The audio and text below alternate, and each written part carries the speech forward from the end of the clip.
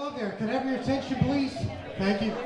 It's getting near 4 o'clock, and I just want to make one quick announcement. Is that if anybody wants to pick up any hors d'oeuvres, they're up front, and you can have them.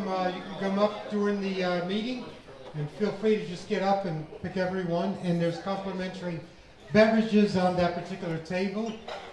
And the first thing I'd like to do is I'd like to welcome everyone to the Fairfield Communities 2018 Annual Meeting. Welcome to everyone here. We've got a just an informative presentation. What we'd like to do is have you hold the questions towards the end. So if there's anything that is pertinent during the presentations, just keep the thought in your mind, and at the end we'll have a question and answer session just to make sure there's no redundancy during the presentations or during any of the question and answer sessions. So what I would like to do first is I'd like to present the current board members and management staff.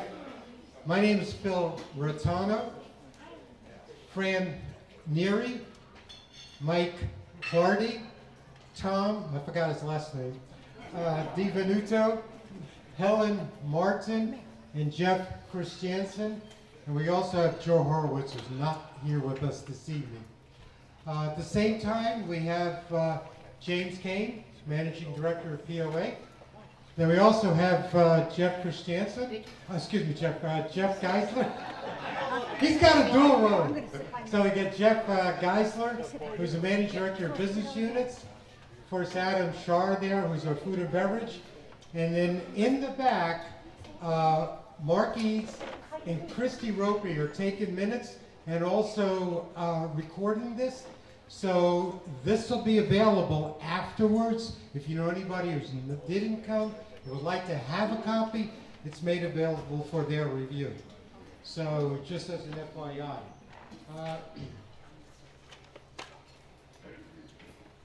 Mention about the videotaping. So this whole thing is videotaped, and obviously the minutes. What we'd like to do first, we usually do this at the very end, but because of the uncontested election, I'm going to ask Forrest Edwards to come up and just make the announcement on the board candidacy for 19 and for the next 4 years. Thank you, Phil. First of all, I'd like to thank the election committee for all the hard work they put into doing this. Even though it was an uncontested, all the votes still had to be counted. And you'll see the results on the screen. Bill Murray was elected to fill the vacancy, and Phil Rotano was elected to stay on the board for another term. So again, thank you to the election committee, and thank you to all you members. And I personally thank everyone for their support. And Bill, I thought I saw you back there. Welcome. Okay. I didn't realize that you had 8 more friends than I do. So, hey. What we're going to do is touch base on volunteer recognition right now, and I'm going to ask Helen to come up and just make an announcement on our retiring volunteers. One of the things I'd like to mention before Helen comes up is that this operation is run by volunteers. We have a management staff, we have a volunteer staff. We need you as members to become part of committees and to volunteer. There are committees that don't require you to be a full-time resident here. We've got several members on some committees, governance, for example, finance or city, that are not full-time members, because what we do is we have conference calling and there's emails and etc. So modern technology allows us to communicate effectively. So just because you're not a full-time member, but if you are a POA member, get involved. And I'm going to add to that by saying that everyone sitting here tonight is vested in Rumbly World Resort. And it's important to have your voice and your ideas, your expertise shared. So join a committee. This board that's sitting in front of you has empowered our committees. We work with them, we listen to them before we make decisions, and it's a great thing to be on one. And two things that we decided last year about the committee recognition, volunteer recognition, was one, we need to recognize our volunteers. You give your time, you share your expertise, and we want to do something nice. So we started recognizing committee members that have served a 3 or a 6-year term, and they'll be getting a certificate of appreciation as well as a gift card for a dinner at one of our wonderful restaurants. And the second thing that we decided to do is have a cocktail party, and we invite our committee members and their spouses. So we do that in January. And again, it's really important to serve on these committees, and it's very important for us as board members and management to recognize and say thank you. So with that, we have a few certificates to present today. And the first one, Phil is going to come up and do that. Oh, okay. The first person for the Finance Committee is Dave Robinson, who's done a phenomenal job. Come on up.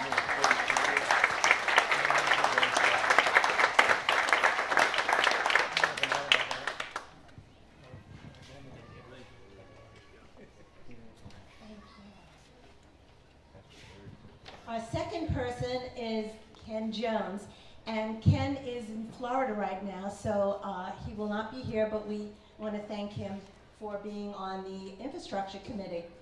And our next person is Kurt Garbo. Kurt, where are you? Thank you.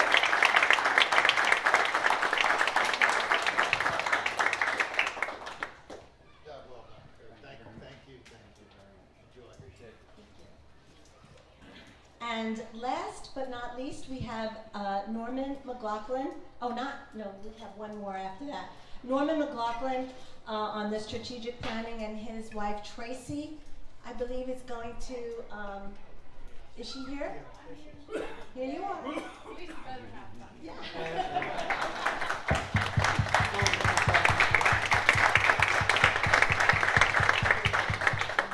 And our last thank you is, as we part, we are all going to miss Chris Jansen, who's done a wonderful job, and Phil would like to say a few words.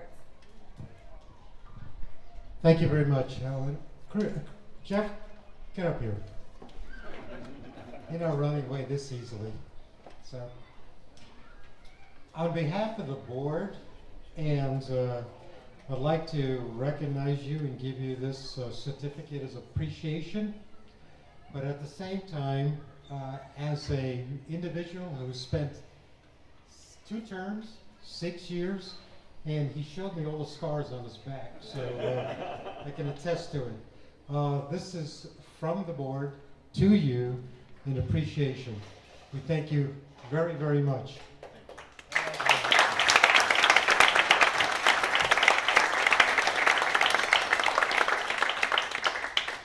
Jeff is, besides being a board member, has also spent a few years being our treasurer at one period of time.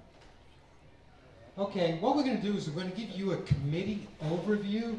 Each one of the committee liaisons will come up and just give you a quick summary of what they've accomplished or what they're currently doing during the course of the year.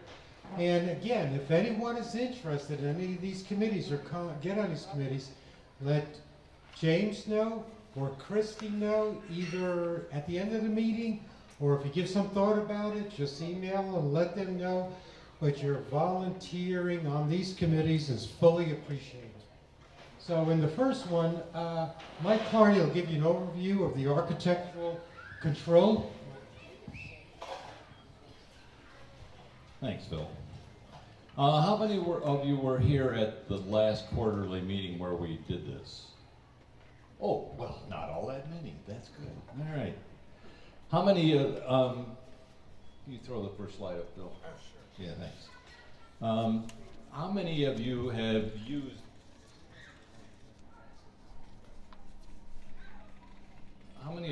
used, the ACC in the last 5 years? Oh, a lot of you. Then you know what they do, right?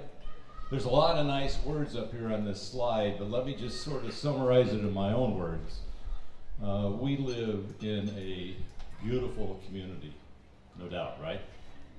And it really is the ACC's responsibility to oversee any changes that happen physically to this property. You want to remove a stand of trees, got to see the ACC. You want to update your home, got to see the ACC. But it's their responsibility to make sure that this environment in this beautiful area we live in is kept up to speed all the time. And we don't wind up with pink houses in the middle of the area or something like that. And they're also, as a part of that, they're also responsible for making sure that the investment that you've made in your property and your homes is maintained. And it's done through a series of people who, all right, I did it again, James. Sorry. It's done through a group of volunteers on the ACC who have a select area within the resort that's their responsibility. And those names are all listed on the Rumbling Ball website. So if you live in Apple Valley, you can go to the website, look under Apple Valley, and you say, I want to take 6 trees down, can I do it? And they're the ones that are going to give you the permission or not permission to do it. And this committee is currently chaired by Kevin McFarland, and Kevin will be, Kevin's in the back, raise your hand, Kevin, there, right in the back. Kevin will be around to answer any questions you might have about the ACC, or hopefully, if you're interested in volunteering for that committee, you'll also see Kevin. As I said, all of these committees that we've got need additional volunteers. I'll take questions later. Thanks.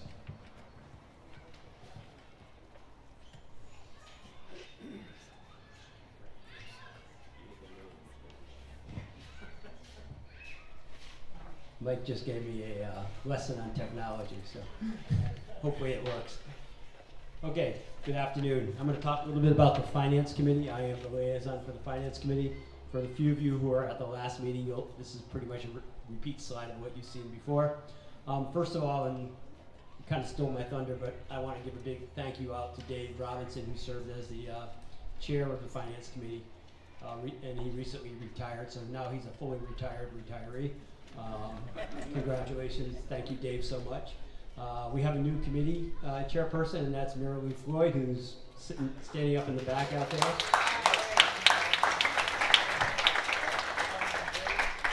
Congratulations, no good deed goes unpunished. Mary Lou's been on the Finance Committee for forever, in and out of the Finance Committee, but she's been there. She'll be a great leader, and she's got some big shoes to follow that Dave left. So congratulations to Mary Lou. So the scope of the Finance Committee is to provide high-level financial guidance to the board. They serve at the board's request.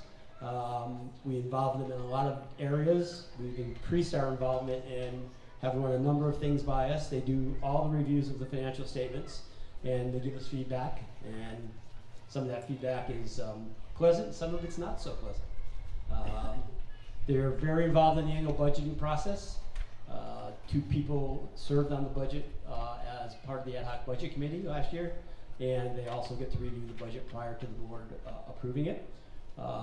They have an active role in the capital investment project and work very closely with the infrastructure committee on determining capital investment and the cash flow around the capital investment and the checks and balances associated with that.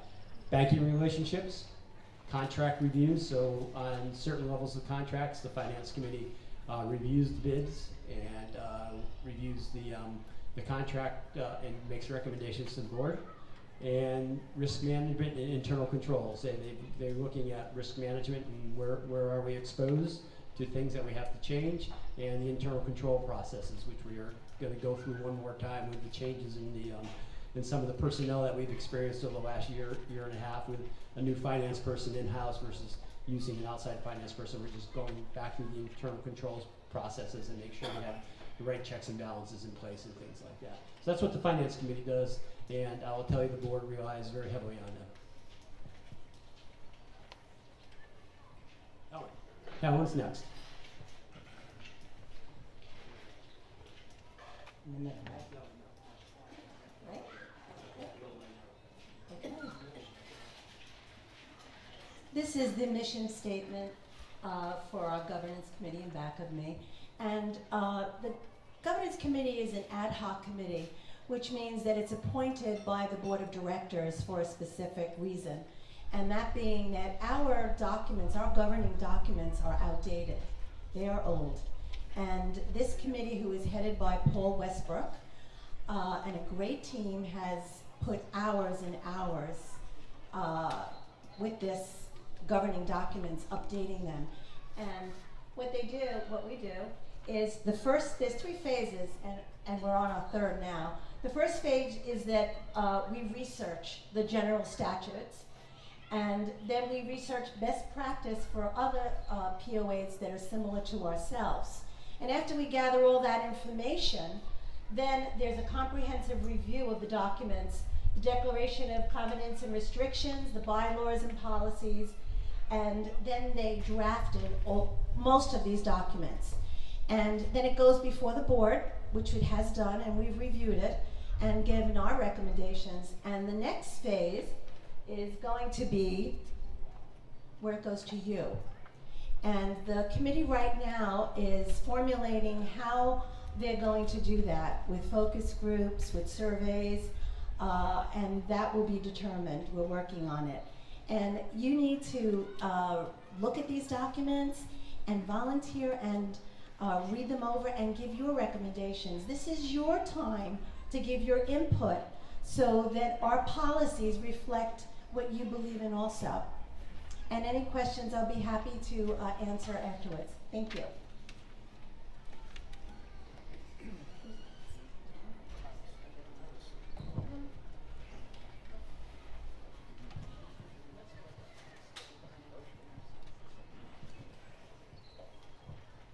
Good afternoon, fellow POA members. My name is Tom DiVenuto. I'm the liaison for the Infrastructure Committee. Little information real quick. We know that Kirk Garbo has just committed and finished his 3 years of service, and we have elected a new chairperson for the Infrastructure Committee, and his name is Jeff Wadsworth. Jeff, are you here? Jeff is not with us this evening? Okay.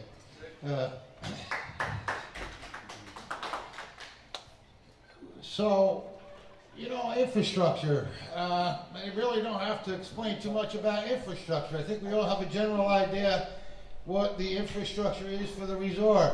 That's our roads, our bridges, our buildings, and so on and so forth. The responsibility is for us to maintain these structures and make sure that they are safe, the appearance is well looked after.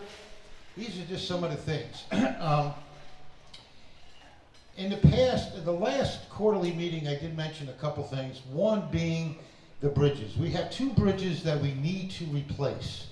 I think everyone knows by now the one on Quail Ridge near the trout stream pool. You'll notice some barrels and a little bit of a push to the left there going down the hill. That's going to be our first project. That bridge is going to be started sometime in the month of November. Okay, we hope to have it in the beginning, but it may be a little bit later. There's a lot of things that have to take place before we actually start the work. We decided to go with a concrete bridge, and a couple of reasons determined that factor. One is longevity. With a concrete bridge over there, we're going to get anywhere from 75 to 100 years out of it. Though a wooden bridge may seem more appealing to most people, the life expectancy of that wooden bridge is approximately 25 years. And believe it or not, it costs more than a concrete bridge. So for another generation or 2 to come, that concrete bridge will still be standing. And Economics tells us that that's the right thing to do. The other bridge, soon also, hopefully next year, will be the Gateway Bridge, which is a little further down on Mountains Boulevard on the left side. So that one also, excuse me, will more than likely be a concrete structure as well. The bridge that we're going to start on November, right over here near the Trout Stream Pool, there will be a walking path as well. It will be an elevated walking path of about 6 inches from the road surface itself, approximately 4 feet wide. So there'll be an area for pedestrians, and the weight load for that bridge will be at least the same as the current bridge, if not a little bit more.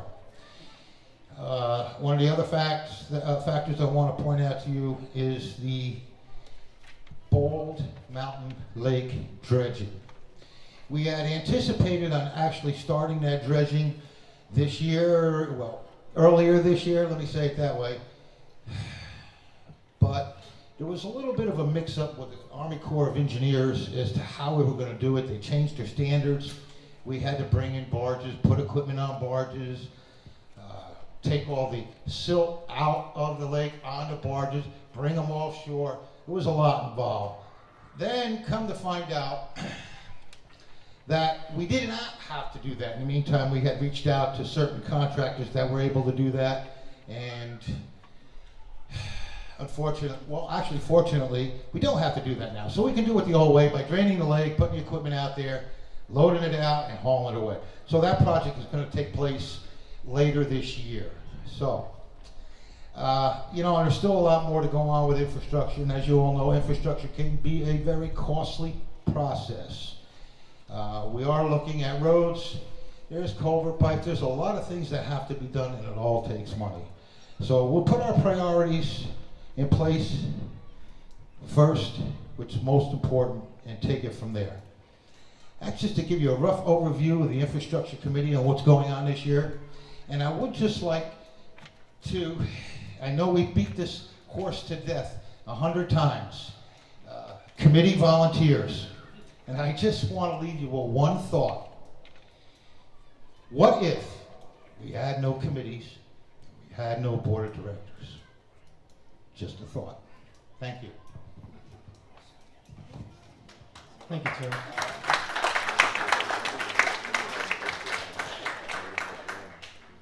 Okay, what I'd like to do is just touch base, and this is more just touch base on the Strategic Planning Committee and some strategic planning.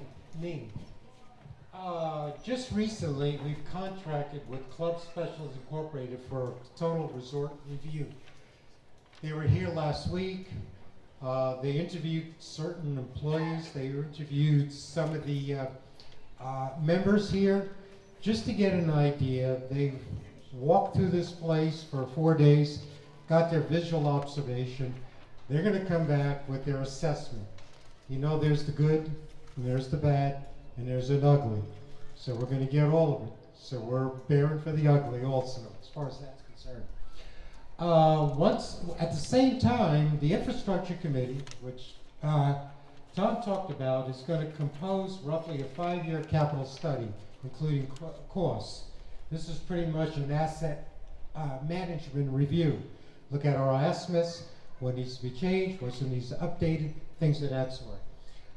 Then I'll go to the Finance Committee for review. Again, this is going to be part of a 5-year study. Subsequent to all this is we're going to develop a 5-year resort plan.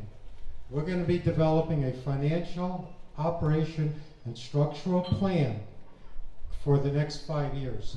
But we're going to need little bits and pieces of this information all back before we put it together. And again, this is only in the early and preliminary stages. So I just want to give you a rough idea of the strategic planning committee.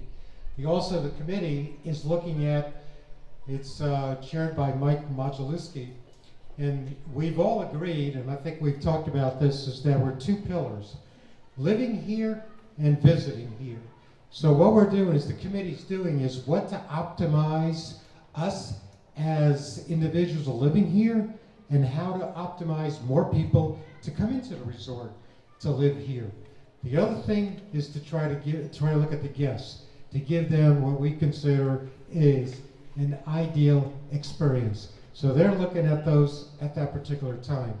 So that's about it for the Strategic Planning Committee. I'd like to right now bring up Jeff Geisler, who's the Managing Director of Business Units, and subsequently James Kane, just to talk a little bit about the businesses and also our POA.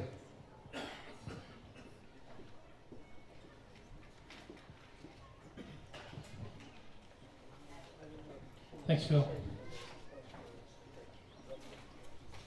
One of my greatest fears in life is when my last day is over and I get to the pearly gates, I want to meet God. He's going to have a PowerPoint deck for me to go through. So I didn't do any slides for y'all. That's the last slide you're going to see until we get into some more slides. I wanted to bring up today on a couple things we're doing in the business units that I think is pretty important. Phil touched on the Club Specialist International study that started last week. And they were here to do Eyes On. They actually went a little bit further. We had one of their members bring her family up and spent the weekend at the resort. Enjoyed all the amenities from the perspective of a guest, which I thought was a great way to learn more about Rumbling Bald. She had some very good things to say. The other thing we heard from the consultant, just kind of a first pass, and I think we all know this, and we sometimes forget it, the resort has some great bones. There's some really good stuff here that doesn't go away, and the question becomes, how do we make it even better? The survey that you're going to be getting, all members will get, is part of what they did last week. They met with a group of members, kind of one from every category, to get an idea of what's on everybody's mind, whether you're a full-time resident, part-time resident, timeshare owner, etc. So when they build this survey, it will represent a cross-section of our membership and try to appeal to them. So you should be getting a member survey shortly, and I really highly encourage everyone to fill that out and send it back to us. We don't see names, we don't see specific comments, we get rolled up information, so it's a great opportunity to candidly share with the resort your thoughts on the resort. So getting into the business units, one of the areas that always seems to come last when we talk about the business units, I want to make it go first this time, is a wellness area. If Jessica was here, she'd be very proud right now because she's used to going last. We've done some interesting things with the cabana. We found out from a market research that one of the reasons we don't do as well on boat rentals is some other folks is we don't allow you to swim off the back of the boat. Everybody else does. We thought it was a town ordinance. It's not. So we're in the process of getting the right insurance and getting the right forms and getting everything in place, including ladders on the back of the boat so you can actually get out of the lake once you get in it. So that in the next week or so, hopefully we'll be able to let you swim off the back of the boat so we're not being a competitive disadvantage of everybody else. The other thing we realized with the boats is we charge too much. The hourly rate is pretty consistent across the lake. If you go to Lake Lure Tours, you go to downtown Lake Lure, or you come to us, it's right around $80 an hour to rent a boat. Where it got really kind of expensive for us, we took 80 times 8, and that's what we charge you for the whole day. You get a discount at the places for going the whole day. So we have changed our pricing on all-day boat rentals to better compete with our brothers and sisters across the lake. And the last thing we've done to make sure that the boats are out there all the time is we're going to be extending the member discounts to pontoon rentals as well. So your 10% or 20% discount will be available if you want to rent a pontoon boat and take it out on the lake. So those are the things kind of going on at the cabana. She's also offering a new nail process, a nail dip process. This means nothing to me, but it's supposedly the latest and greatest, and they've been testing and training on it, so that's going to be coming out. They're going to a second wine cruise every week. We've had one that's always packed. Her working with Adam in food and beverage. We're putting together a second wine cruise every week for our guests. And she continues to think about SUP-board training and bringing new things to the resort. So one final thing we did, just to kind of close the loop on something that happened last year, we found out around Memorial Day that we couldn't sell hot dogs, pizzas, and that cheese-covered chip stuff. I can't remember the name of it right now. Nachos, there you go. Because we weren't set up and didn't have a health inspection. for years we thought that was okay, and it wasn't.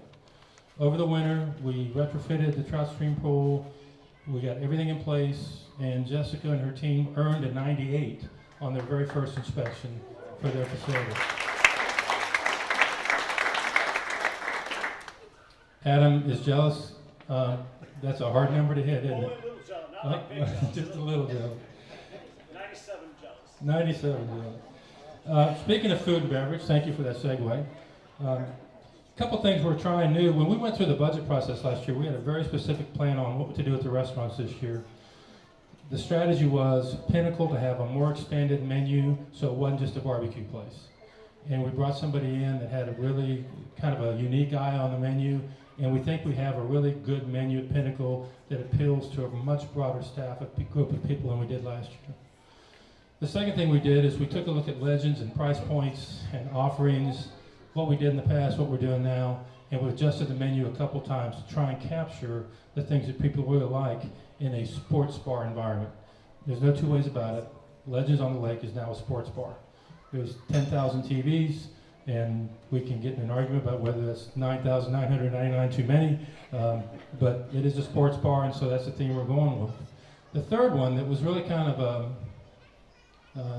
going out there, taking an extra step, was to open the gardens with a limited menu Thursday, Friday, Saturday night, hopefully the whole week at some point. We have had good news and bad news with the gardens.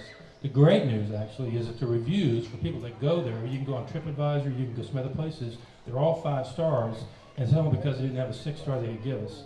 The food and the menu and the quality of service at Gardens has turned out to be really, really unique in the area. The bad news is we don't have enough people figure that out yet, so we're working on that. Food and Beverage is also working on a special setup that's going to go at Pinnacle. I wish I could tell you what it's going to be. Contracts are being negotiated, 8 contracts being negotiated, and I'm sure it's not a very well kept secret around the resort, but there's something special coming to Pinnacle in the very near future. Let's talk about lodging for just a minute. Over the last year, lodging has connected themselves to 8 different travel websites. Airbnb, VRBO, et cetera, HomeAway, those kinds of things. You may think, what's the big deal? That's where everybody's doing their shopping for lodging. Airbnb is probably the most shopped site on the web for lodging. Now, we maintain our own website. Having those links into those other websites gives us a presence on multiple platforms. And what's really important is that all those platforms talk to each other. So if somebody books condo A on HomeAway, you can't have somebody book condo A on another site right after. It doesn't work.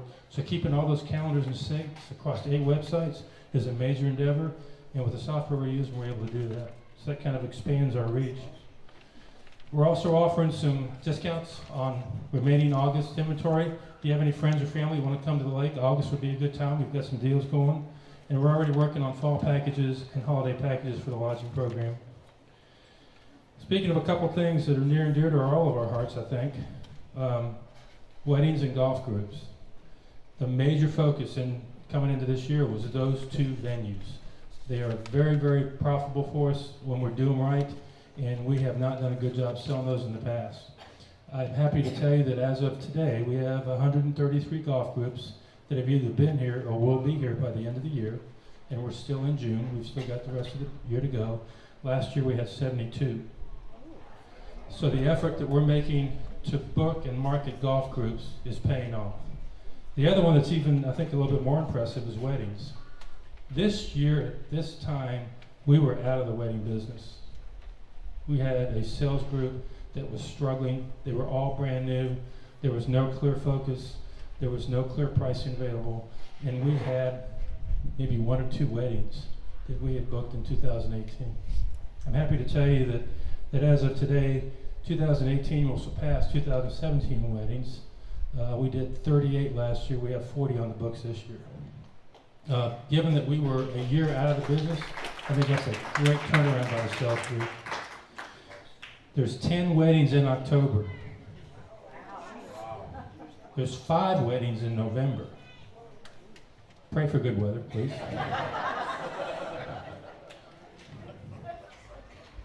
When you talk about the thing nearest and dearest to my heart, and no offense to Mr. Shira and Miss Hughes and Huff rather, and all those folks, golf continues to be a major focus. I think Adam Bowles and his team put together more tournaments this year than we had last year.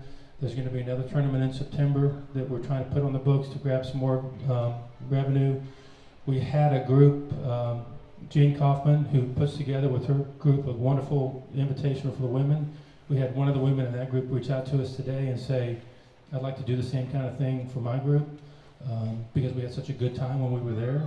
That's coming our way. So our focus it is on how do we get more golfers on the golf course each and every day.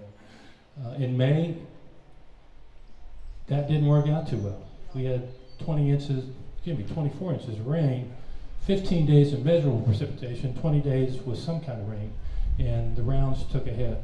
In June, I'm happy to report that our rounds are up significantly over last year through this morning, and our hope is that this will be the best golf month we've had in June for quite a while. So that's working. Last but not least on golf, online tee times went live 2 days ago. It took us 8 months to get software company A to talk to software company B and work with hardware company C to make it work. We have some things to go through to work out the details, but online tee times will be available for all of our members and guests to book tee times from the convenience of their own computer, handheld device, iPad, etc. So that's a short update on what we're doing on the business units. I will turn it over to my colleague, Mr. James Kane.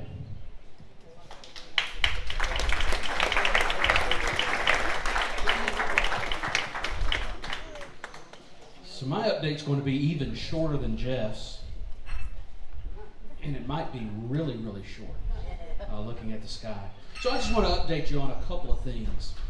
One is, if you've received emails or heard conversation, it's regarding the golf cart ordinance. So I'm going to give a quick update. If you have more questions about what are you talking about, I haven't heard anything about it, catch me after the meeting. I'll give you kind of the longer version. Here's the Reader's Digest version. There was a special meeting with the town council in May.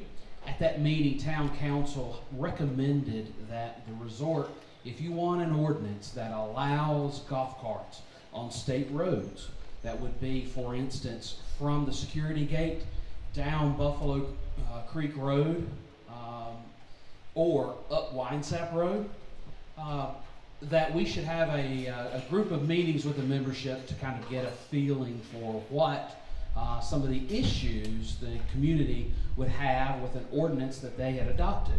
And so with this ordinance they adopted, there were a lot of regulations in there that some made sense, some did not, in our opinion. So we had a group of 3 meetings with the membership, made you aware of those meetings, sat down, and virtually every group kind of said the same thing. We've taken those points and we have prepared these talking points for town council, because what they asked us to do was, after we had these 3 meetings, to sit down with the town manager, sit down with the mayor, along with management and representatives of the board if they wanted to attend, to just talk through those issues. Well, we've done our part. We've had those 3 meetings. We've put those talking points together. We've sent those to the town. And at this point, we haven't had a meeting yet. They've got a few things going on in the town, so that may be the delay. However, we've done our part. We've prepared for that. Originally, town council said, we want to put this on the agenda for the July 10th town meeting so we can have a finalized ordinance. The deal is done and we're going to move on. With the town's delay in meeting with us, we're not sure if that delays the July 10th deadline or not. My request, and I think the board's request would probably be the same, just keep an eye on your email. Plan on being there July 10th. We still think we've got a couple of weeks we can have that meeting. Plan on being there July 10th at 5 o'clock. Show your support. If you, like I said earlier, if you need more information on it, see me. I'll be glad to get it to you. If something changes and they decide to take that off the agenda, we will notify you through the e-blast, through other communications, Facebook, so that you'll know that. Second update I have, Member Services Committee. And so this committee was started a couple of months ago. They've worked extremely hard to knock off some glasses. They've worked extremely hard to take a look at a survey that we sent out to the membership late last year and go through that data and determine, out of those who responded, what are some activities that we could start for the members at Rumbling Bald Resort. So you've already heard about, hopefully you've already heard about the Garden Club. Garden Club was started right at the beginning of the Member Services Committee.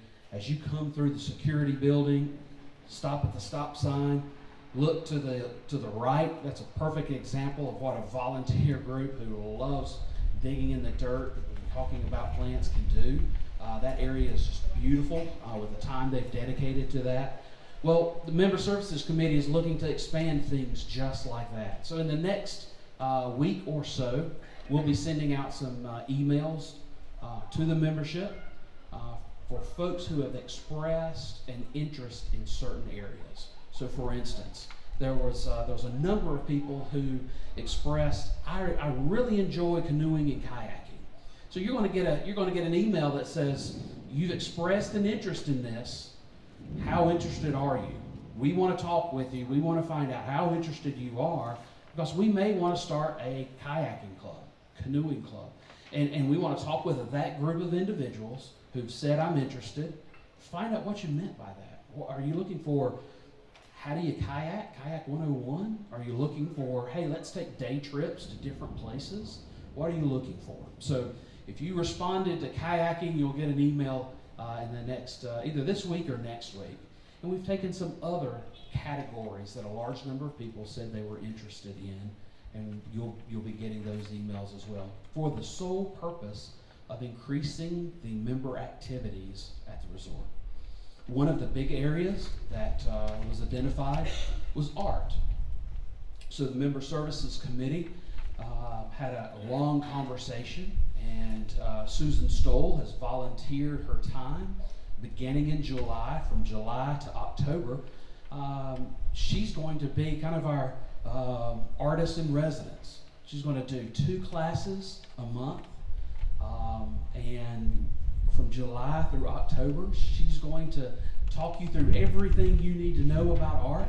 I can't draw a straight line with a ruler, but she can. She does great work, and so that's going to be published probably in the next, if not this week, next week, of when these classes start, where they'll be, what time, how much wine will be available. Maybe, maybe not. But keep an eye out for that, because that's another member activity that we're looking to provide, just to give you additional alternatives to kind of the same old thing. All right? Thank you for your time. And by the way, to piggyback on Tom's comment, Member Services is doing a number of great things for people. They could have as many as 7. They are looking out for your interests, things that you may want to do. I'm not standing in your shoes, but if I were, I would say that'd be a great committee to be on. And the drum beat goes on. Thank you.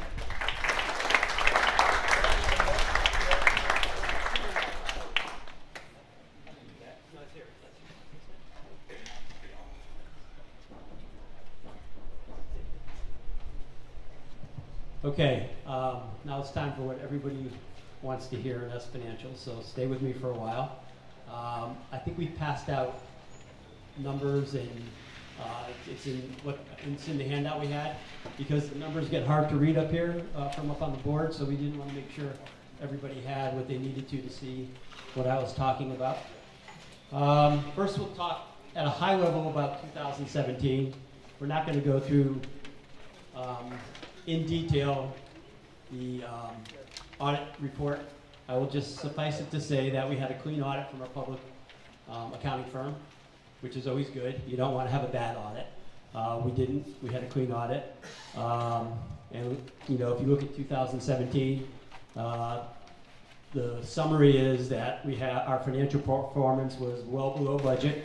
Budget was, I won't comment on the details of the 2017 budget because I don't know all the details of the 2017 budget. I know some of them.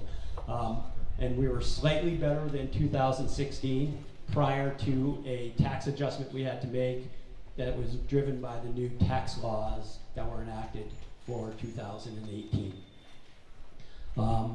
If y'all will remember, 2017, it's not that long ago, was a year of what I would call significant change in the resort. And I think you'll see the impact of those changes in the financials. It's hard to change a few things.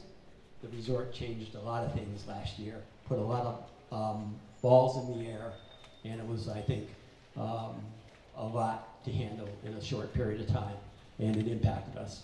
And more importantly, we've had declining cash balances, and we'll show you a graph on the declining cash balances. That we still have cash, but when you have a declining cash balance, it reduces your safety net. When you have some things that you can't control, you don't have a safety net to manage it. And we've had a couple of challenges this year in the weather and startup that will impact our cash, and we're trying to manage that as we go forward. So 2017 revenue, we're going to show you by business unit. As you can see, I would say in total we were close to 2016 in the business units on revenue, and we were over our revenue in the POA for 2016. As you can see, if you look at the line that says total business unit up here versus budget, we were $750,000 off our revenue for 2017 versus budget. But we were $52K off versus 2016. I wouldn't call that a great performance versus budget, and we held our own versus 16. If you look at the challenges, the big misses, if you will, were in food and beverage and in golf.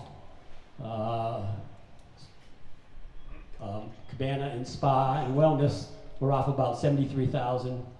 Lodging, for all intensive purposes versus budget, we're on. Food and beverage was off $371K. Golf was off $323,000, and managed properties was about right on target with budget, a little over. Versus budget versus last year, lodging was off about 37 on revenue. Wellness was 14 lower.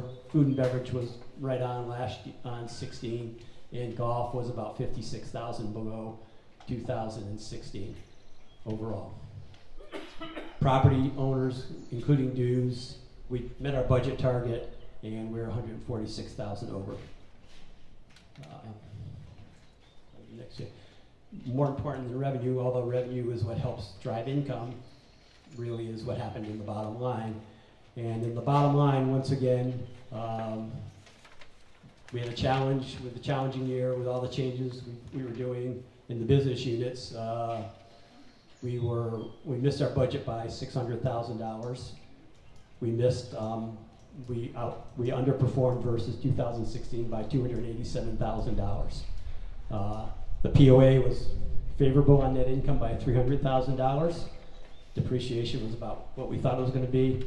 We had $30,000 of extraordinary gains, one-time things that happened, and we had a $164,000 adjustment to our deferred taxes.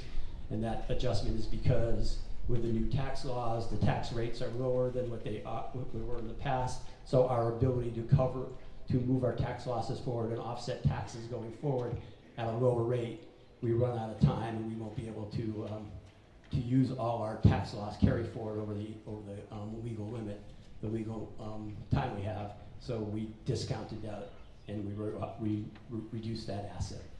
It's a non-cash item, but if anybody's a real tax expert, God bless you, but that's what the tax people are. So the good news, we all have lower taxes because of the Tax Act. The tough news is for those entities businesses that had a lot of tax loss carry forward, they lost some opportunity due to it.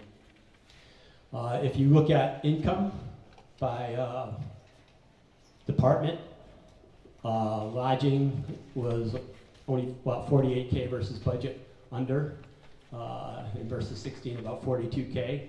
Wellness was 30K under, and versus 16 it was 67K lower, and food and beverage was a $287,000 miss to budget, and 36,000 versus 16, so it's pretty much flat versus 16.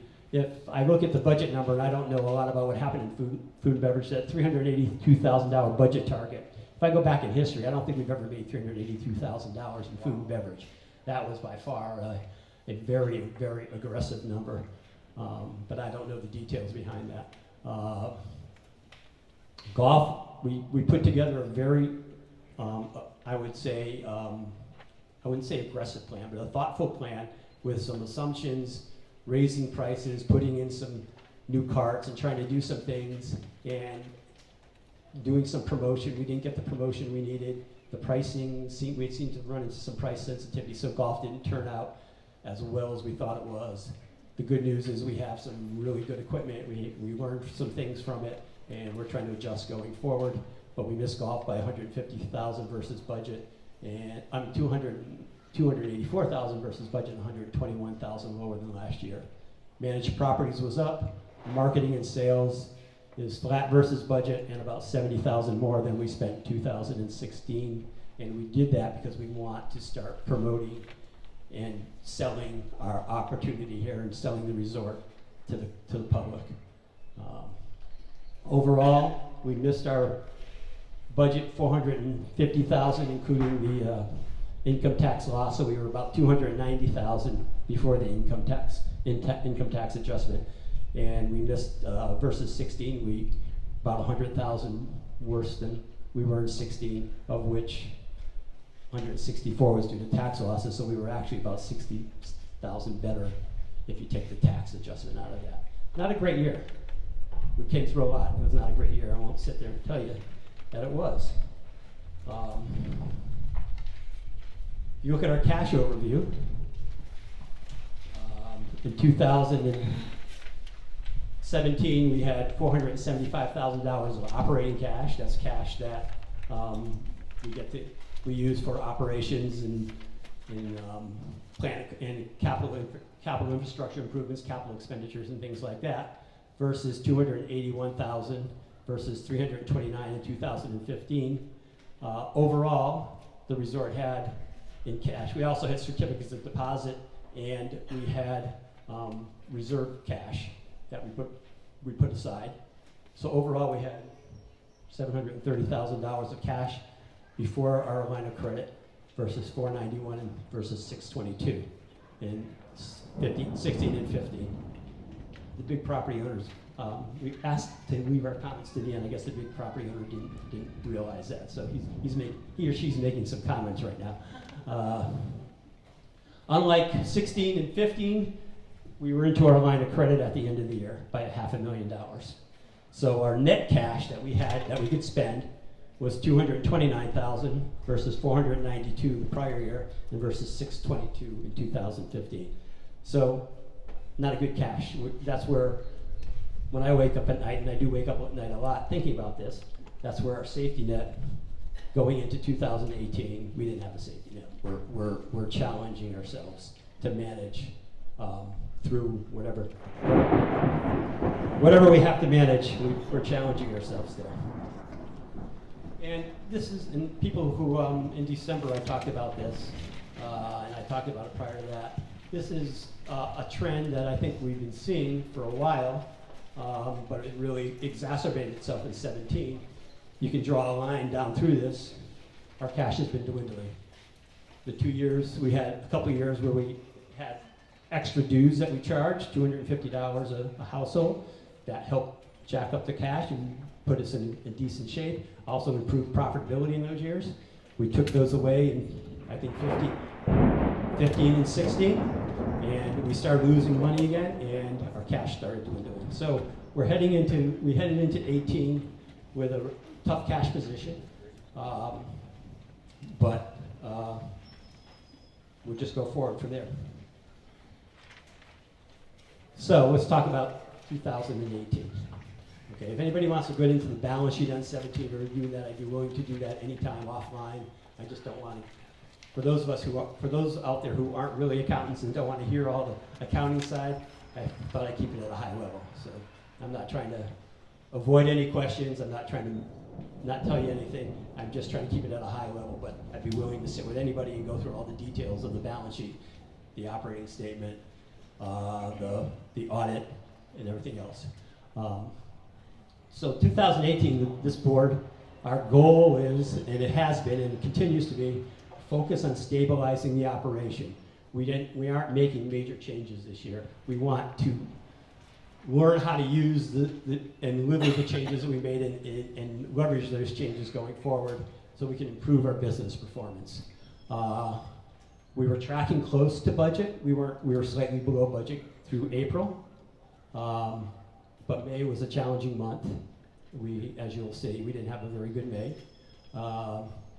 We have a lower cash balance, so it impacts our operations to manage through this challenge. And I think one of the challenges, I'm not going to tell you May was all because of the weather.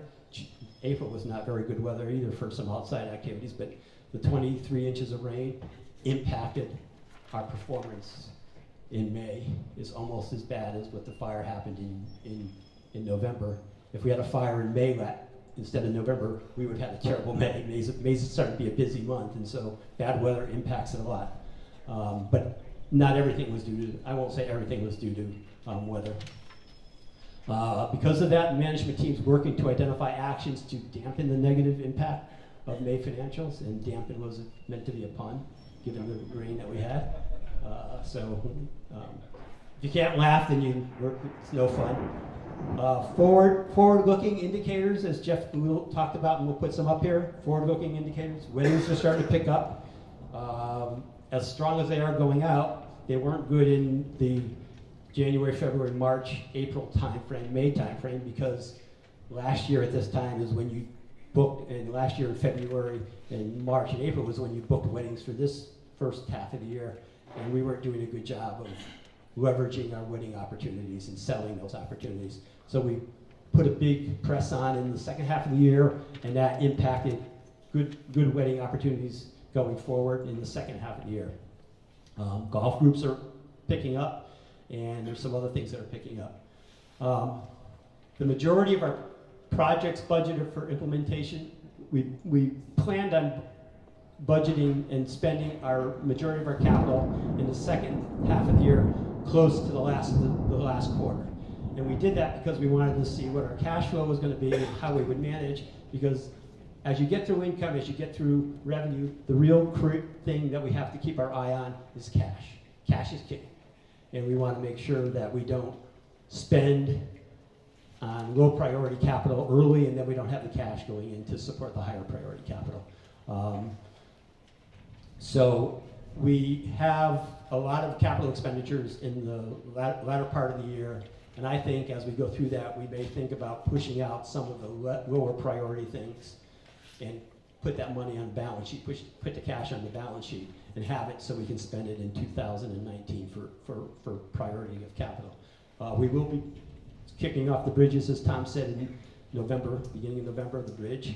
And I think Bald Mountain Lake dredging is a critical thing that we'll be kicking off in the latter part of the year as we get the permits in place and we get the final bids in place and get that. Those are two high priorities that we have to take care of. The lake is dying from an ecology standpoint, and the bridge has to be repaired in time to get traffic going back over it in March when the crew teams start coming in and things like that. So those are two priorities. It may mean that we push some golf cart path repair out or some other things out, but those are the two things we're looking at following. So let's talk about May. The middle column, you'll see in your handout, 2017, 18, and then 2018 budget. This is where we are today. Okay.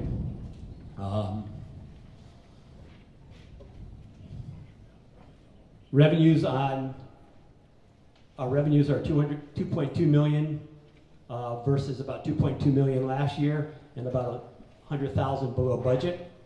Our dues revenue is right where we thought it was going to be.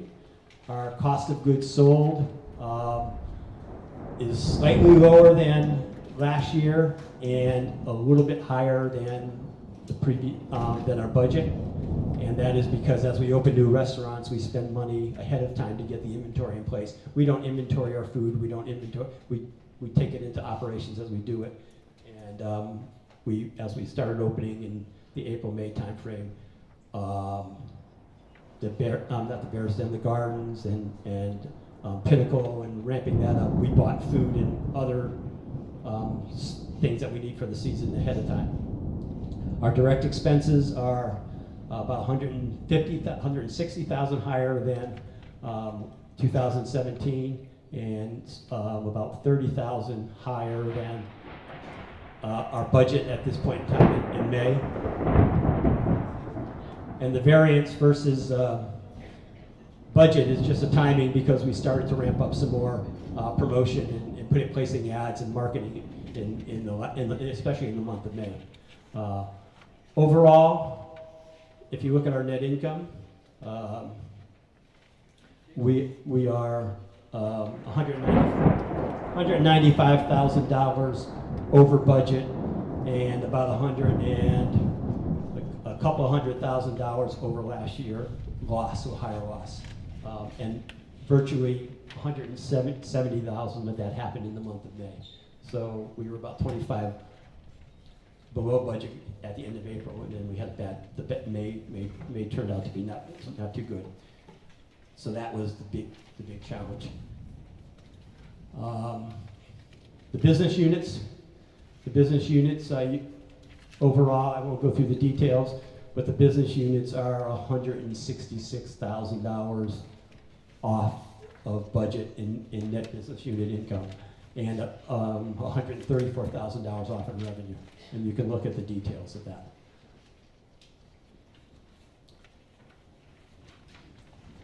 If you look at the POA, POA is basically on in dues revenue, and that's the biggest revenue that we have. And net income, we're slightly higher and lower in net income. We budgeted basically zero net income or $1,000 loss, and we are at a $28,000 loss. So we're just a little over on that.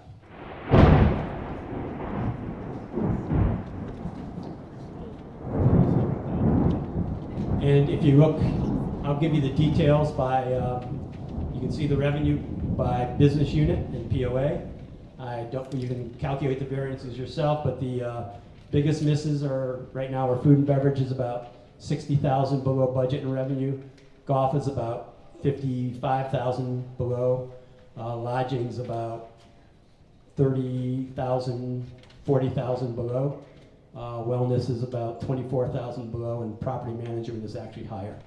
And POA is 22,000 below in revenue. On the income side, food and beverage is at about break even, and it's about 59 below budget. Golf is about break even, and it's about 69 below budget. Lodging is 7,000 below budget. Wellness is 16,000 below budget, and property management is 30,000 above favorable to budget, and sales and marketing is 20,000 unfavorable to budget. POA is 34,000 favorable to budget. And if you look where it is, and you see it in May, Cabana is down. We didn't rent boats. Golf rounds are down, especially in the latter part. Once the rain started picking up, we were tracking fairly close, and then the rain came, and golf rounds dropped. And when golf rounds drop, the golfers don't stay and eat at the restaurants. Some of the restaurant business was due to weather. Some of the restaurant business we had budgeted, although we didn't plan on having weddings in May, We did plan on having, maybe getting a couple of corporate banquets. We weren't able to achieve getting corporate banquets, so we missed our banquet target by about 30K in revenue, and that kind of dropped through to a certain, to a bit. Okay? Not very good, but we have a little more time to recover this year than we did in 2016 when we had the fire. And it was the last, we had 1 month to the end of the year. And the management team is looking at that. If you look at the budgets in blue and the, this is month to month through, I think, February, March, April, through May, no, through April. If you look, we were tracking in total, like I said, we were tracking pretty close. Here's some just leading indicators, if you will, that give us a little bit of a feeling that we're going to have some decent months going forward, weather hoping and everything else nothing unplanned happens. Family reunions, we have a good deal of family reunions. We have 21 family reunions booked versus 28 last year versus 15 in 2015. Corporate and other social events, we have 51 different events, and those are things like the homeowners association parties, other social events. Those aren't necessarily corporate outings per se, and they're not definitely weddings. Golf groups, as Jeff said before, we have 129 golf groups planned for this year.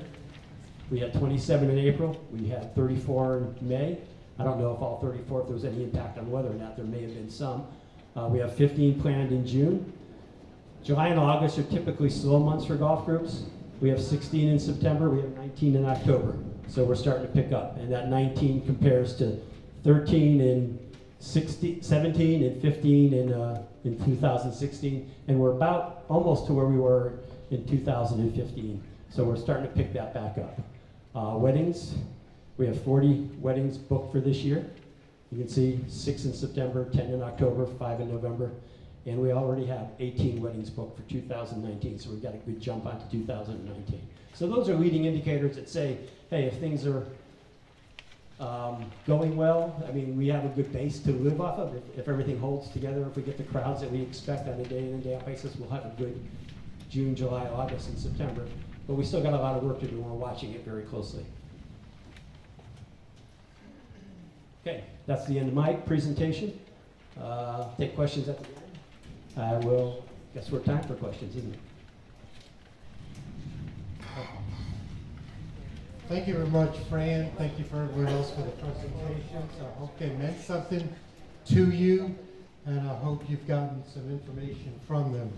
What I'd like to do now is open it up to any member comments, and what we're going to do is, if there's any specific questions addressed with regards to financial, either have Fran or Jeff respond to it. If it's infrastructure, we'll let Tom, so we'll have the associated person fill in.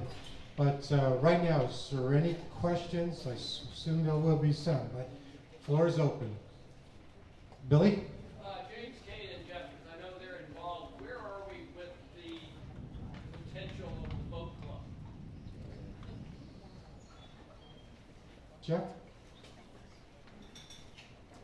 I just lost rock, paper, scissors, didn't even do it. We made a presentation to the Lake Advisory Board, and they were cool to the idea, to be really frank about it. And they asked us to go back and get some information from people that run boat clubs on what the impact was to the lake once they did a boat club. The town's biggest concern is boats on the lake and how many there are. And to give you kind of a flavor of maybe north versus south, one of the gentlemen said, this is really just going to help your resort, isn't it? And my answer was, yeah, we pay taxes to y'all down here, and it helps you too. I didn't say that. I used fancy words and lots of syllables to say the same thing. But there's a real conundrum that we face with the town and the lake being very conservative with the lake and us trying to do something different and new down here. We'll continue to try and get it, but I'm not hopeful at this point. Thank you, Jeff. Anyone else? Jack? I got a couple comments. I think Thor is the thunder god. He made a good sound of what we feel about the financial performance during the first 5 months. You've dug yourself a big hole this year through May. I hope that the 4th of July is a boomer because we really need it. So financially, I'm very concerned that now we were going to meet the budget, that we have some profitable and some better management in payroll and direct costs. The second point I'd like to make is curb appeal. Obviously, we've got curb appeal with the bridge that is not good. We accept that. I noticed as I drove through the resort that much of the striping on the roads hasn't been done. And a lot of the stuff that came down across the roads during the rainstorm last month was cut and is still laying on the side of the roads. That does not give a good impression to people and guests coming here for the 4th. The management team has been made aware of this. The infrastructure committee has been made aware of this, and the ACC has been made aware of this. But no actions have taken place. So I urge you to try to clean up the resort in a more timely manner than has been done in the last few weeks. Thank you. Thank you, John. My name's James Gillespie. My wife and I have had a home up here for about 14 years, and we are part-timers. I still work. I have 2 questions. First of all, we live in Schumann. For years, we've had a sign out front that said no motorcycles. That sign has disappeared, and I'd like to know why, because I'm not one who favors motorcycles in a nice resort like this. Secondly, I wondered if the board or the appropriate committees have looked very carefully at Tyrone Equestrian International. Do we see any potential there to profit, or do we see downside in competition? First thing, as far as the signage is concerned, I'm going to ask James to touch base on that. And as far as the equestrian center, I'm going to ask Jeff to touch base on what activities we're doing as far as their WEG. So, James. With that particular sign, there's also others, or were others throughout the resort. I think the sign you're referring to, no motorcycles, no soliciting, and several of those. Those signs have not held up well with age, as wood does. They rotted. They were removed. That doesn't change the policy. The vehicle policy still states no motorcycles. And security receives reports from time to time that there are motorcycles, not just Schumann, but in various other areas. They respond to those. Policy hasn't changed, just that particular sign, as they have decayed, we've made the decision not to replace those. One of the reasons is the negative connotation that they have. They're all no signs, no advertising, no motorcycles, no. The list goes on, and our decision was we can enforce those rules without having that negative connotation as you come into the community. But the motorcycle policy, it's actually the vehicle policy, still in place and still enforced. Does that help? Partly. Jeff, what you touch base on is WEG. There's 2 parts to your answer. One is the immediacy of the equestrian games that are coming up in September. And in that regard, it's a net benefit to us.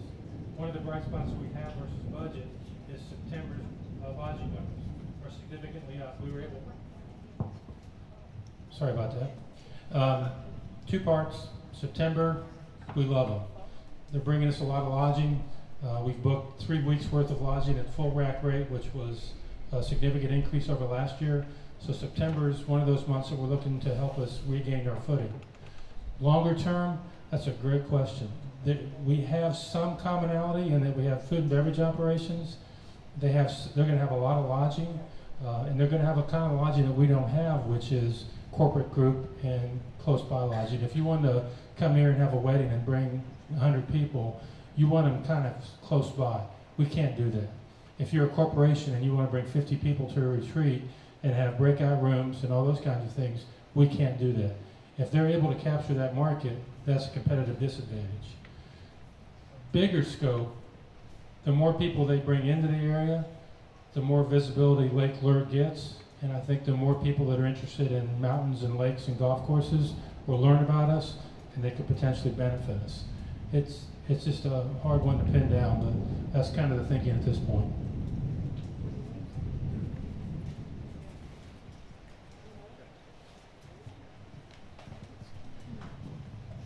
Anyone else? Norm? I'm Norman Fortson. I've been a member here since 1984.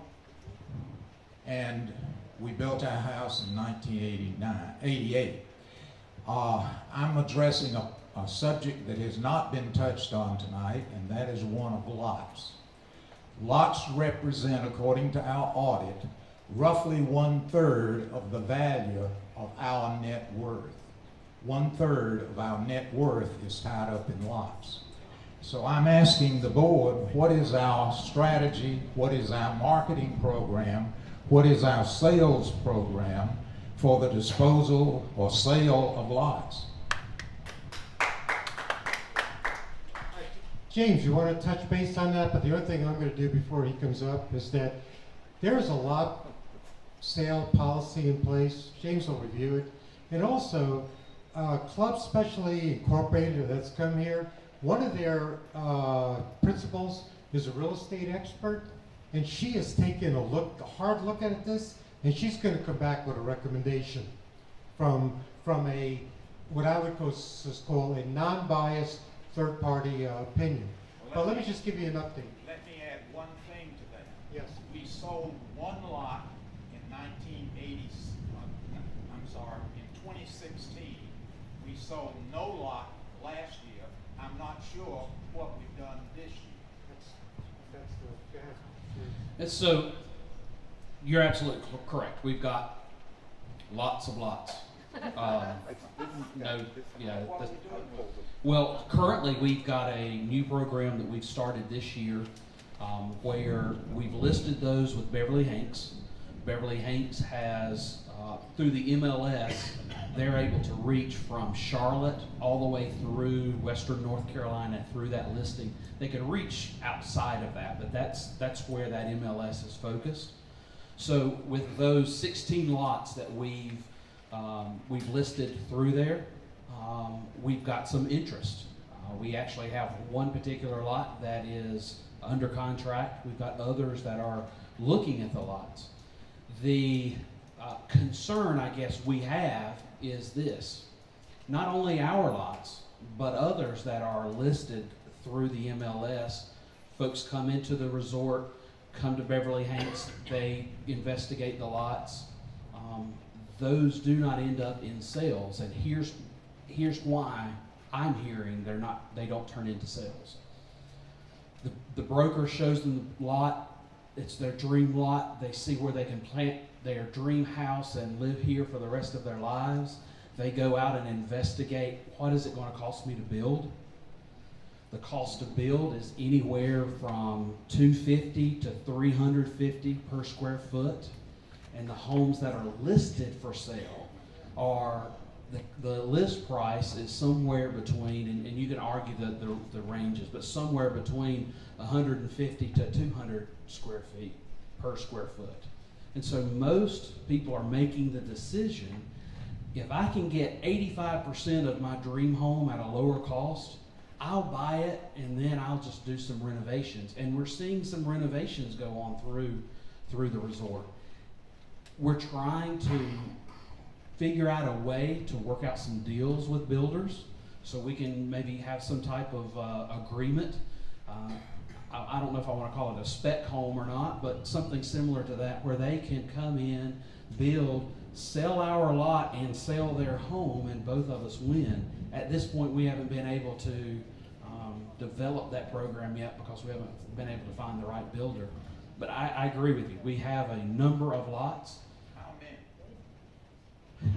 I can't tell off the top of my head. Roughly 300. Roughly 300. I pulled them off, it's that big. It's roughly 300, give or take. It's 300 lots. I give the lot to somebody to turn them into a dues paid lot. Well, and so that there are unbuildable lots that people purchase for membership access that has its own issues within the resort. But we have this year, I think 4 of those. Last year, I think there were 3 of those, something like that. Those do happen from time to time, but that in and of itself brings its own troubles. Is that for this question, or you have another question? No, this is related. Okay. Of the lots that are not buildable. Of the lots that are not buildable, are we paying taxes? Or can we donate those to a conservation to get out from under the taxes? Great question. Yes, we are paying taxes. Taxes are on any of the property except for the common property. So any lot is a tax-paying lot. We've had discussions with the tax authority and with conservancy groups about, is that possible to either reduce the taxes or turn the property into common property so that the taxes go away. Both of them want the same thing. The conservation groups want larger tracts of land to conserve. Makes it a little bit easier for them. And the taxing authority basically said, well, if you can get about 4 or 5 acres in a tract, then yes, we'd be willing for you to consider that as common property and get rid of it. Well, if we could get 4 or 5 acres, then we can sell that. That's a little bit of a, so we've tried that route. Unfortunately, this time that's not something that we've been able to do.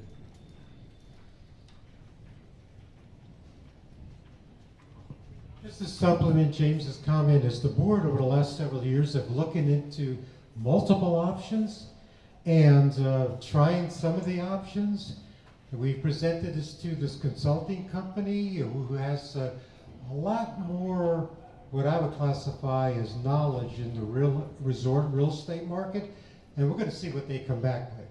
They might come back with something totally unique, totally interesting. But the one thing I want to mention on behalf of the board and also management, this is something we've been looking at for years, looking at different options, and it's something that we have not swept under the carpet.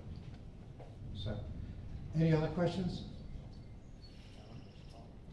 On your right. Oh, I'm sorry.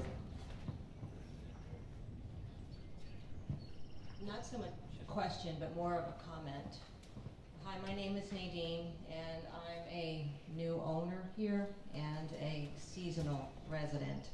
I own a condo that's on the rental program, and last year I discovered this fine town and fine resort. I came up to visit for 3 days, liked it so much that I wound up having to leave the place I booked from the rental program to rent another place that was available because I needed it to be dog friendly. I travel with my 6-pound Chihuahua, who's my furry son. And so I booked another unit here as well and stayed for a week.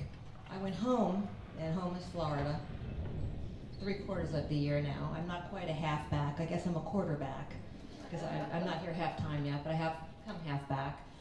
And I stayed in another unit. So I've stayed in 3 separate units on the rental program prior to purchasing. But I went home to Florida, and this place bothered me. It got under my skin because I loved it so much. I found that I was being called to come back here and to look for property, and I had visited many properties.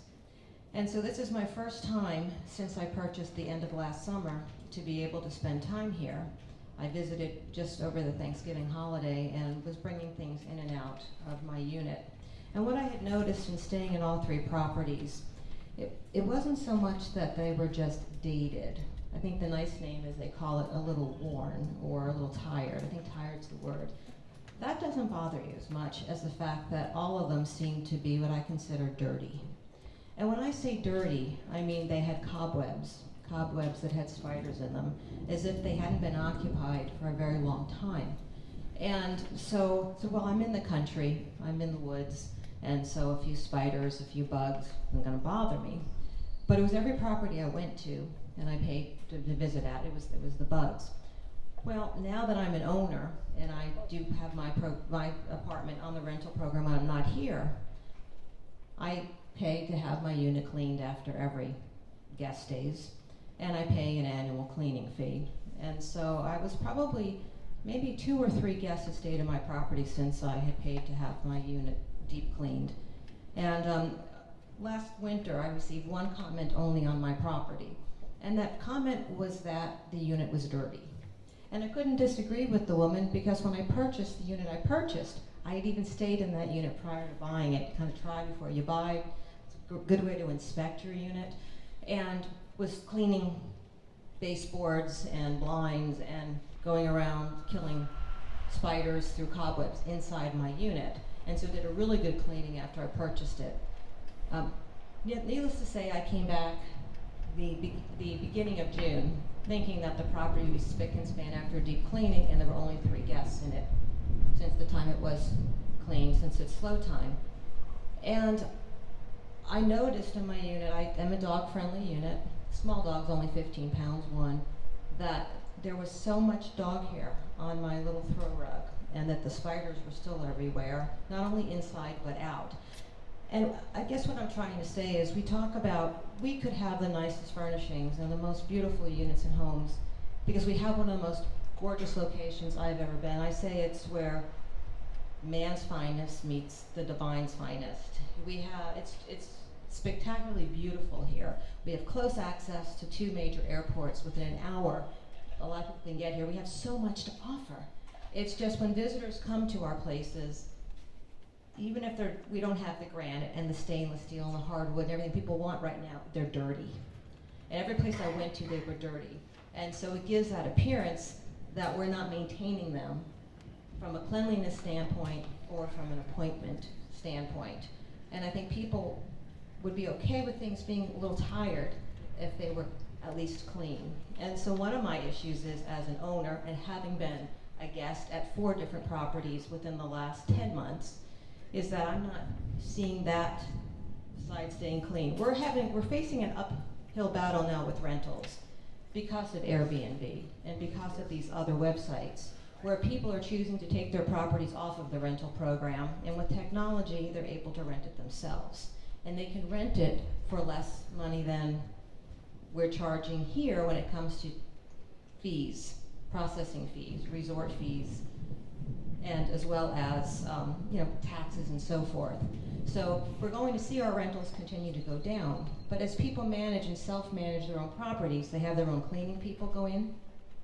They put some nice things in there like baskets with just some nice little things, maybe shortbread cookies or some tea or some fresh cut flowers, just little things, maybe some toothpaste or a razor. I mean, things that people want as they start taking them back from the resort. And so I'm not here by any means to be critical. I think this is the greatest place in the world, so much so that I want to not only be a halfback and come here half of the year, but maybe even be more of a full-time resident someday. And I sell this to everybody I know because I think it's beautiful. But as we look at opportunities, and from someone who's more objective, not having been here very long, and in the last 10 months have seen things, I just want to see us continue to flourish and continue to grow, because I think we have a beautiful community. We have something extremely special and spectacular, and there's a lot of different areas. As an adult, when I come to use the beach, I notice that there's a lot of families with lots of kids, and I was so thrilled this year to see that we have lounge chairs downstairs on the beach, because last year we had to pay for them. And it's so nice to not have to cart your stuff, to be able to go in a lounge chair, except that those lounge chairs are being thrown in the water.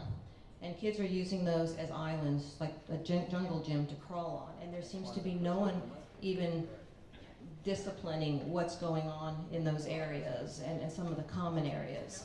And big rafts and taking up, as an adult, to go sit and enjoy nature, to enjoy your beach. It's pretty difficult when everything is, whether we need an adult beach or we need more supervision at the beach, it just seems like it's almost sometimes chaotic and anything goes. So where do we want to be? Do we want to be an upscale resort? Do we want to be a golf resort? Do we want to be a place where corporations come and have continuing education events? You know, where are we going with this, our strategic plan? Or do we want to be kid-friendly? And if so, that's great. Maybe we need summer camps to take the kids to do some structured activities or have different things. I just, as a new owner, as someone who loves it here and wants to continue being here for the next 50 years until I take my last breath, I don't want to see us going down. And it seems like that's where things are headed a little bit, and we're fighting an uphill battle with website rentals and other things. So I'm also noticing people bring a lot of their own food to the beach. It was nice to see cabanas, people running food to the people sitting at the beach, drinks and food. That's another way, because as people bring food in, you're losing money, food and beverage. Just, I can go on and on, but I just, the cleanliness is kind of my biggest issue. I'm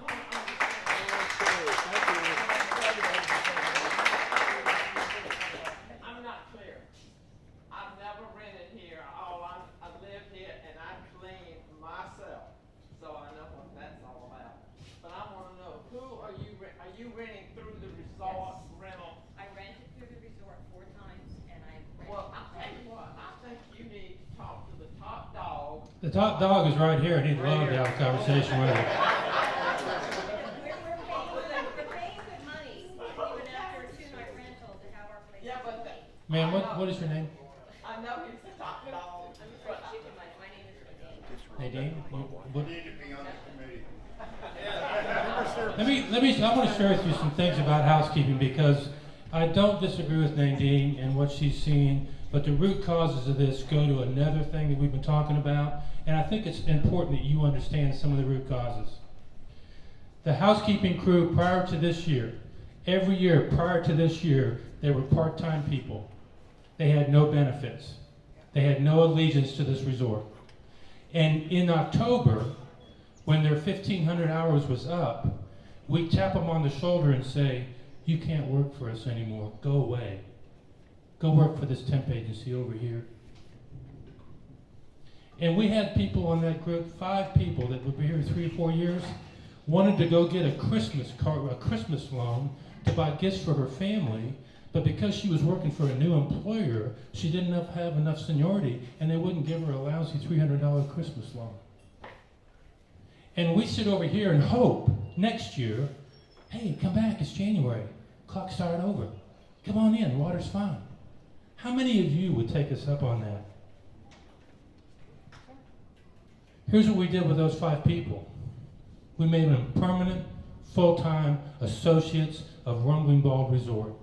We gave them a uniform with a name on it. We gave them name badges that meant something, and we've been working with them religiously to improve the housekeeping here. We're not perfect. Nadine is here to tell us we're not perfect. We understand that, but we're striving every day to get better. Second thing about housekeeping. We called 35 applicants to come work for us during the summer, during the high season. And we offered them $9 an hour. How many do you think took us up on it? 0. 0. So you would say to yourself, okay, let's offer them 10. We couldn't, because the people that had been here for years weren't making that much. Now you tell me what the root cause of that housekeeping is. Is it a bunch of people who don't care? Or is it pay and personnel policies that created the problem? You can't have an untired looking resort without spending money. You can't have tree removal and everything else under the sun all the time, every time, immediately, without having people on board. And we're fighting hard to keep the ones we have, and even harder to get people to come work for us because of the policies over the last 10 years. This place is gorgeous. It is beautiful, and it is going to thrive. That's what I'm committed to. That's what every business unit leader is committed to, and that's what we're going to make happen. Rain, fire, regardless, this place is going to rise up. Thank you for your comments.